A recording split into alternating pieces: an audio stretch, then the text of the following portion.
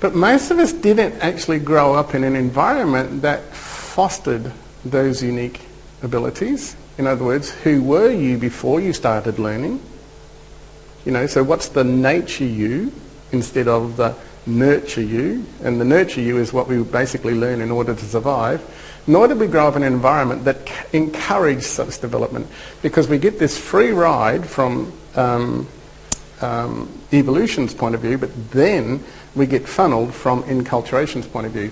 So enculturation completes this free ride concept. And it's a ride to a conventional level of thinking. And when people get to that conventional level of thinking, they seem to actually set up camp there.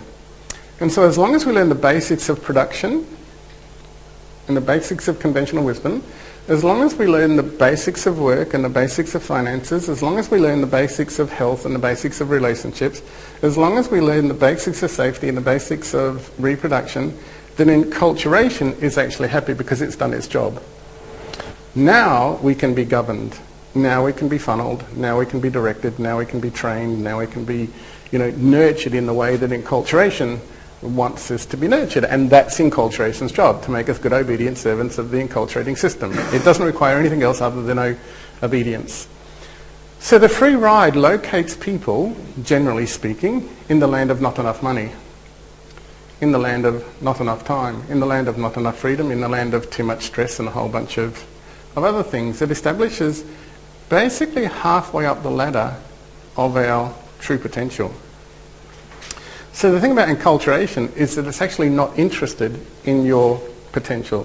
It's not interested in your notion of excellence. It's not interested in, having anything to do with teaching you how to have an exceptional performance in any given way, shape or form. The thing about enculturation, its greatest interest is in your predictability.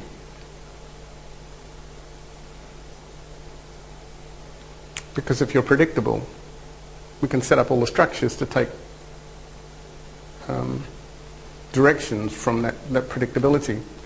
So basically, people develop themselves up to, or nature and enculturation develop people up to the plateau of predictability. And let's just call that the halfway mark. I mean, I don't know that we can actually really define it that well, but let's just call it.